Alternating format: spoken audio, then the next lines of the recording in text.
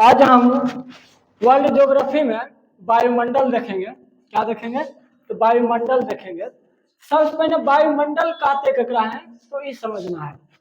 तो वायुमंडल, वायु और मंडल का मतलब होता है, मंडल का मतलब होता है आवरण, यानी वायु का आवरण को ही वायुमंडल कहते हैं। अगर कहा जाए तो पृथ्वी के चारों ओर गैसों का आवरण जो है, गैसों का आवरण है, उसी को हम क्या कहते हैं? वायुमंडल कहते हैं। ठीक है। तो वायुमंडल अगर देखा जाए तो वायुमंडल में देखा जाए तो गैसों का जो है मिश्रण है। वायुमंडल, हमारे वायुमंडल में विभिन्न प्रकार की कौन सी है? गैसों का मिश्रण है। क्या है? मिश्रण है। और उसमें देखा जाए तो सबसे ज्यादा वायुमंडल में अगर कोई गैस होगा तो कौन सी होगा? नाइट्रोजन होता है। और नाइट्रोजन कितना परसेंट रहता है? लगभग कहता है कि 78% रहता है। कौन सी? नाइट्रोजन रहता है। दूसरा रहता है ऑक्सीजन रहता है। कौन रहता है? ऑक्सीजन। कितना रहता है? 20 दशमलव समथिंग है, लेकिन इसको 21 मान लिया जाता है। 21% ऑक्सीजन है। और अक्रिया गैस में अगर सबसे ज्यादा कोई गैस होगा तो कौन सी होता है? आर्गन रहता है। आर्गन कितना परसेंट कहा जाता है? 0.93% आर्गन रहता है। तनिक विशेषता जान लेते हैं। हमारे वायुमंडल में अगर देखा जाए जो सबसे ज्यादा गैस है नाइट्रोजन का है। नाइट्रोजन का काम क्या है? तो नाइट्रोजन का काम है जितना भी पेड़ पौधा होते हैं, ठीक है, वो नाइट्रोजन का उपयोग करते हैं, ठीक है, पोषण के लिए। तो डायरेक्ट वायुमंडल से नाइट्रोजन गैस नहीं लेते हैं। क्या करते हैं? डायरेक्ट नाइट्रोजन गैस वो नहीं लेते हैं। किस रूप में लेते हैं? तो नाइट्रेट के रूप में लेते हैं। तो क्या करते हैं? नाइट्रेट के रूप में वो नाइट्रोजन को क्या करते हैं? पेड़ पौधा ग्रहण करते हैं। ठीक है। इसलिए नाइट्रोजन फिक्सेशन करने में नाइट्रोजन का बहुत बड़ा योगदान रहता है पेड़ पौधा द्वारा। और देखा जाए नाइट्रोजन का काम होता है ऑक्सीजन को क्या करना? मंद करना। ठीक है। आप जानते हैं कोई भी कंबशन होता है यानी दहन होता है, दहन के लिए कौन सी आवश्यकता है? ऑक्सीजन है। ऑक्सीजन को पतला क्या करता है? नाइट्रोजन करता है। अगर कहा जाए हमारे अथी में नाइट्रोजन नहीं रहेगा तो हम, अगर वायुमंडल में नाइट्रोजन नहीं रहेगा तो हम आग पर नियंत्रण नहीं पा सकते हैं। ठीक है। आग पर नियंत्रण कौन करवाता है? तो नाइट्रोजन गैस बहुत ज्यादा उपयोगफुल होता है कौन सी? आग का नियंत्रण करने में। इसलिए क्या कि ये ऑक्सीजन को क्या करता है? मंद करता है, धीमा करता है और पतला करता है। ठीक है। तो ये जो है ना, ये नाइट्रोजन का उपयोगिता हुआ। अब तनी ऑक्सीजन के बारे में जान लेते हैं। तो ऑक्सीजन जानते हैं कि ऑक्सीजन जीवनदायी गैस है। क्या है? ऑक्सीजन जीवनदायी गैस होता है। ठीक है। अगर जीव का जो जितना भी सजीव है इसके ऑक्सीजन के बिना नहीं रह सकता है। ठीक है।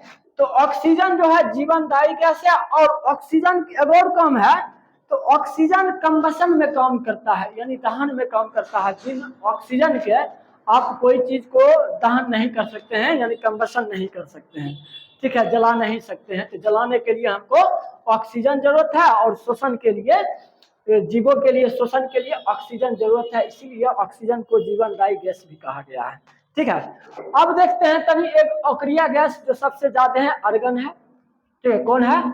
आर्गन है। ठीक है। तो आर्गन रहता है, ये हो गया आर्गन रहता है। और बहुत रहता है, कार्बन डाइऑक्साइड भी रहता है। तो कार्बन डाइऑक्साइड के बारे में एक महत्वपूर्ण गैस जान लेते हैं, कार्बन डाइऑक्साइड और ओजोन। ठीक है, O3। तो कार्बन डाइऑक्साइड की मात्रा अगर हमारे वायुमंडल में बढ़ जाता है, कहा जाए कार्बन डाइऑक्साइड का सांद्रता हमारे वायुमंडल में बढ़ जाता है तो ग्लोबल वार्मिंग जैसी घटनाओं को क्या करता है? अंजाम देता है। तो कार्बन डाइऑक्साइड क्या करता है? तो दो काम करता है। एगो पेड़ पौधा कटाई से कार्बन डाइऑक्साइड की मात्रा में वृद्धि होता है। और दूसरा कहा जाए तो आप लोग जो कच्चा अथी जलाते हैं, लकड़ी जलाते हैं, गोईठा जलाते हैं, उस सबसे क्या होता है? कार्बन डाइऑक्साइड अधिक होता है, जिससे हमारे वायुमंडल में फैल जाता है। और हमारे वायुमंडल में कौन सी? कार्बन डाइऑक्साइड की अधिक मात्रा हो जाती है, जिसके कारण ग्लोबल वार्मिंग जैसी घटना उत्पन्न हो जाती है। ठीक है। तो इसी को कम करने के लिए कहा जाता है पेड़ पौधा लगाना चाहिए। जरूरी है, लगाना भी चाहिए। क्या कि पौधा जब पोषण अति करता है, भोजन बनाता है, तो कार्बन डाइऑक्साइड ग्रहण करता है और ऑक्सीजन क्या करता है? छोड़ता है। ठीक है, पौधा कम है कार्बन डाइऑक्साइड को ग्रहण करना, जब उस समय भोजन बना रहा होता है कार्बन डाइऑक्साइड को ऑब्जर्व करता है और ऑक्सीजन को छोड़ता है। तो इन मौसम संबंधित घटना को जानने में कार्बन डाइऑक्साइड गैस महत्वपूर्ण है।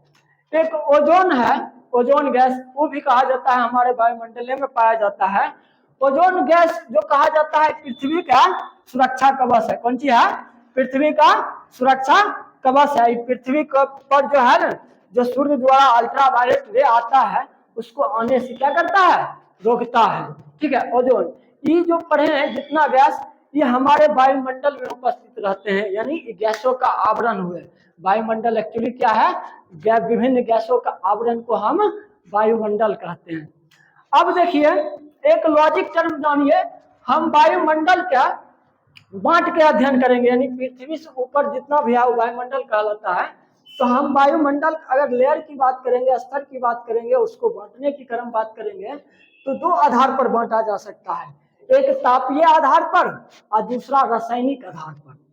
तापीय आधार पर यानी तापमान में अंतर होने के कारण हम वायुमंडल को विभिन्न लेयर में हम बांटते हैं। ठीक है, लेकिन आप एक चीज सर्वथा जानते हैं, एक गुण है कि आप पृथ्वी से जैसे ऊपर जाइएगा, ठीक है, यानी आप पृथ्वी से जैसे ऊपर जाइएगा वैसे कहता है 165 मीटर ऊंचाई पर जाने पर 1 डिग्री सेंटीग्रेड क्या होता है? तापमान घट जाता है। कितना होता है?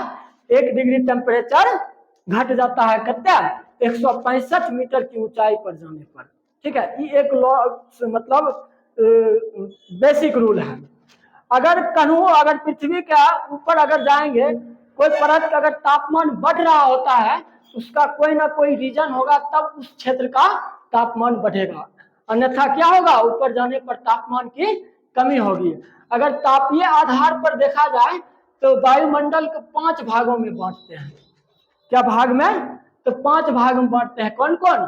पहला शोभ मंडल, जरा निचला मंडल कहते हैं, दूसरा समताप मंडल, तीसरा मध्य मंडल, चौथा आयन मंडल और पांचवा बहिर्मंडल में बांटा जाता है। ठीक है, क्या मंडल में? 5 मंडल में बांटा जाता है। अब तनिक देख लेते हैं सोम मंडल के बारे में, देख लेते हैं सोम मंडल। ठीक है, अब देखिए अगर कहा जाए क्षोभ मंडल यानी पृथ्वी के सबसे जो निचला लेयर है, जिस निचला परत है उसको क्षोभ मंडल कहते हैं। और क्षोभ मंडल कहा जाता है, एक ध्रुव पर जो है ना ऊंचाई कम है। ठीक है, ध्रुव पर क्या है? ऊंचाई इसका कम रहता है। और कहां पर? जहां इक्वेटर है, भूमध्य रेखा है, वहां पर इसकी ऊंचाई अधिक रहता है। ठीक है, तो कितना रहता है? ध्रुव पर कहता है 8 किलोमीटर रहता है और इक्वेटर पर 18 किलोमीटर रहता है।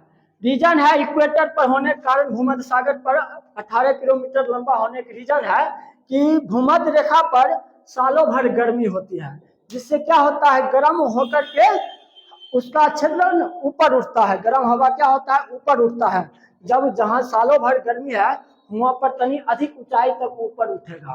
ठीक है, क्योंकि ध्रुव पर ठंडा है तो वो उतना ऊंचाई तक नहीं जा पाता है, इसीलिए क्या होता है? क्षोभ मंडल के ध्रुव पर ऊंचाई कम होता है और भूमध्य रेखा पर ऊंचाई ज्यादा होता है। लेकिन क्षोभ मंडल का औसत ऊंचाई की बात करेंगे तो 13 किलोमीटर है। ठीक है, और कहा जाता है वायुमंडल में जो वायु है पृथ्वी के वायुमंडल का है, तो पृथ्वी के गुरुत्वाकर्षण के कारण वायुमंडल जो है ना टिका हुआ है। और जितना भी वायुमंडल संबंधित जितना भी कण है पृथ्वी की सबसे निचली परत में रहता है, क्योंकि जहाँ अट्रैक्शन ज्यादा रहेगा तो सबकी करता है अधिकांश पदार्थ को, अधिकांश जो धूलिया पदार्थ होता है वायुमंडल के निचले परत में होती है। और सबसे बड़ी बात है आर्द्रता ग्राही कण जो होता है ना सौवे मंडल में होता है। कौन? आर्द्रता ग्राही कण। और यही कण के कारण क्षोभ मंडल में जितना मौसम संबंधित घटना है, ठीक है, बारिश हो गया, चक्रवात हो गया, प्रति चक्रवात हो गया, जेट स्ट्रीम हो गया है, ये सब क्या कहाँ चलता है? तो चलता है क्षोभ मंडल में होता है, उत्पन्न होती है, यानी मौसम संबंधित जितना घटना है, इसीलिए जो जितना घटना होता है कहाँ होता है? क्षोभ मंडल में होता है। इसीलिए क्षोभ मंडल को कभी कभी कौन चीज? संवहन मंडल, परिवर्तन मंडल, घर्षण मंडल भी कह दिया जाता है। क्षोभ मंडल को की कह दिया जाता है? संवहन मंडल। ठीक है, परिवर्तन मंडल और घर्षण मंडल भी कहा दिया जाता है, क्या कि यहाँ पर मौसम संबंधी जितना भी घटना होता है घटता है। और कहा जाता है एक जो है, अगर आप जानते हैं टेम्परेचर के बारे में बताएं, तापमान के, तो प्रत्येक 165 मीटर ऊंचाई पर 1 डिग्री सेंटीग्रेड जब घटता है, तो अगर यहाँ पर जाएंगे, इक्वेटर पर जाएंगे, तो इक्वेटर पर पहुंच जाता है, अगर सबसे हाईएस्ट सीमा पर जाएंगे तो क्षोभ सीमा होता है। क्षोभ सीमा ये ऐसा सीमा होता है जो क्षोभ मंडल और समताप मंडल को अलग करता है। समताप कहने का मतलब यहाँ का टेम्परेचर समान होगा, इसीलिए इसको समताप मंडल कहा जाए। ये दोनों क्षोभ मंडल और समताप मंडल को जो बांटता है ओकरा क्षोभ सीमा कहते हैं। और कहा जाए क्षोभ सीमा, अगर ध्रुव पर क्षोभ सीमा का पॉइंट देखा जाए तो -45 डिग्री सेंटीग्रेड होता है। हम बोले ना कि प्रत्येक 165 मीटर की ऊंचाई पर 1 डिग्री सेंटीग्रेड घटता है। अगर अही इक्वेटर की बात कहा जाए, भूमध्य रेखा पर, तो भूमध्य रेखा पर जो सीमा पर जाएंगे क्षोभ सीमा का, वो कहा जाता है -80 डिग्री सेंटीग्रेड होता है। क्षोभ सीमा पर कितना होता है सेल्सियस? 80 डिग्री। और ध्रुव पर कितना होता है? -45 डिग्री। अब क्या होता है, क्या कि घट रहा है, एक नॉर्मल थ्योरम है, ओकरा समान ह्रास दर कहते हैं। जैसे पृथ्वी से ऊंचाई जाएंगे तापमान क्या होगा? घटते जाएगा। बढ़ेगा तो कुछ न कुछ कारण होगा तब बढ़ रहा है, ऐसे नहीं बढ़ेगा। अब देखिए, अब क्षोभ सीमा से ऊपर क्या होता है? तापमान में क्या होता है? वृद्धि होता है। ठीक है, तापमान -80 डिग्री रहता है, इधर -45 डिग्री होता है। समताप मंडल में क्या होता है? टेम्परेचर की वृद्धि होता है। अब तो ये लॉ के विरुद्ध चल गया है। क्या चल गया? हम तो आपको बताए हैं कि ऊंचाई पर जाने पर, वायुमंडल मतलब पृथ्वी से ऊपर जाने पर, तो क्या होता है? तापमान गिरता है। लेकिन हम समताप मंडल के देख रहे हैं, क्षोभ मंडल में तो देख रहे हैं कि तापमान गिर रहा है, सही बात है। जैसे ही समताप मंडल में आए, दूसरा मंडल में, तो यहाँ पर तापमान वृद्धि हो रहा है। आखिर कारण क्या है? तो कारण है कि अही समताप मंडल में कौन चीज का निर्माण होता है? ओजोन परत का निर्माण होता है। कौन चीज का निर्माण होता है? ओजोन परत का निर्माण होता है। और यही ओजोन परत के कारण यहाँ का तापमान क्या होता है? वृद्धि होता है। कहा जाता है एक समय के बाद यहाँ के ओजोन परत के कारण इस मंडल का टेम्परेचर जो है समान रहता है। ठीक है, वृद्धि होता है, बाद में समान हो जाता है, इसीलिए इसको समताप मंडल कहा गया है। ठीक है, और समताप मंडल के ऊपर में कौन सी होता है? समताप सीमा होता है। और कहा जाता है समताप सीमा पर जाते जाते इतना टेम्परेचर वृद्धि होता है कि समताप सीमा पर जाते जाते 0 डिग्री सेल्सियस हो जाता है। -80 से लेकर के 0 डिग्री तक चलाता है। सोचिए कितना वृद्धि होता है, किसके कारण? ओजोन परत के कारण। अब तनी देख लेते हैं कि समताप मंडल में क्या होता है कि समताप मंडल में आर्द्रता ग्राही कण बहुत कम होते हैं। और जो भी होते हैं कि यहाँ वाला आर्द्रता ग्राही कण होते हैं, जो कभी कभी क्षोभ सीमा को फाड़ते हुए निकल के समताप मंडल में चल जाते हैं। कहाँ चल जाते हैं? समताप मंडल में। यही क्या करते हैं, जितना भूमध्य रेखा पर गर्म रहता है, चक्कर ऊंचाई क्या होता है? बढ़ जाता है गर्म होने के कारण, कि कभी कभी क्षोभ सीमा को भी पार करके समताप मंडल में चल जाता है। और कहता है समताप मंडल का निचला भाग में ये सीरस बादल का निर्माण कर लेता है। कौन बादल? सीरस बादल का निर्माण कर लेता है। और कहा जाता है यहाँ आर्द्रता ग्राही कण नहीं है, इसलिए वायुयान उड़ने के लिए न ये क्या है? मंडल बड़ा अनुकूल है। ककर वायुयान उड़ने के लिए ये मंडल क्या है? बड़ा अनुकूल है। और कौन सी का निर्माण होता है? साइरस मंडल का निर्माण होता है। और इसी मंडल में क्या बोले हैं? ओजोन परत होता है। तो ओजोन परत का काम क्या है? तो ओजोन परत क्या करता है कि सूर्य से आने वाले जो अल्ट्रावायलेट रे है, ओकरा से ऑक्सीजन जब रिएक्शन करता है तो ओजोन लेयर का निर्माण करता है। और ओजोन लेयर कहा जाता है जो पूरा पृथ्वी है, ये पृथ्वी की सुरक्षा कवच है। कौन सी है? ओजोन लेयर पूरा पृथ्वी का सुरक्षा कवच है। और कहा जाता है कि आजकल ओजोन लेयर में पतला इसका लेयर होने लगा है। कहा जाता है 35 से लेके 15 से लेके 35 किलोमीटर के बीच में जो लेयर है वो ओजोन लेयर है। अगर समताप मंडल को देखा जाए तो 50 किलोमीटर तक इसका फैलाव है। अब इसकी क्या होता है? और आज आजकल इतना प्रदूषण हो गया है कि ओजोन लेयर का क्या हो रहा है, क्षय हो रहा है। अच्छा, ये क्षय हो रहा है तो क्षय किसके कारण हो रहा है, तो क्षय हो रहा है आप जो लोग फ्रिज हो गया, रेफ्रिजरेटर हो गया, ये सब जो इस्तेमाल करते हैं ओकरा से क्लोरोफ्लोरोकार्बन गैस निकलता है। वो जो कारण जो है ना, वही गैस के कारण ज्यादा जो होता है ना कर लेयर, सबसे ज्यादा प्रभावित होता है। ठीक है, यानी डीके होता है सबसे ज्यादा। और यही कारण होता है कि यहाँ से जब छेद हो जाएगा तो अल्ट्रावायलेट रे डायरेक्ट कहाँ पहुंच जाएगा, पृथ्वी पर। पृथ्वी पर रहने वाले जितना भी जीव है उस पर डायरेक्ट पड़ने लगेगा, जिसके कारण क्या होता है, जिसके कारण स्किन कैंसर हो जाता है। ठीक है, इसीलिए ओजोन परत जो है ना सुरक्षा कवच का कार्य करता है, कहाँ में, पृथ्वी का। अब क्या बोले, समताप कोई न कोई रीजन होता है टेम्परेचर वृद्धि के लिए। यहाँ पर टेम्परेचर जो वृद्धि हो रहा है ओजोन लेयर के कारण।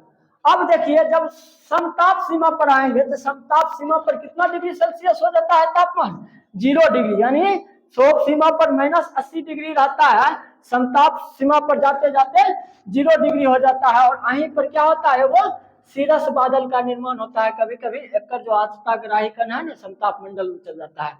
और वायुयान उड़ने संबंधित जो वायुयान उड़ता है, हवाई जहाज, सब समताप मंडल में उड़ता है, क्या कि मौसम संबंधित घटना यहाँ नहीं होती है। अब क्या होता है, दूसरा लेयर है दूसरा लेयर है मध्यमंडल है। ठीक है, और मध्यमंडल का विस्तार कहा जाता है। ठीक है, मध्यमंडल है। तो मध्यमंडल में जो होता है ना, ऊंचाई के साथ, हम क्या बोले हैं, ऊंचाई के साथ तापमान घटता है।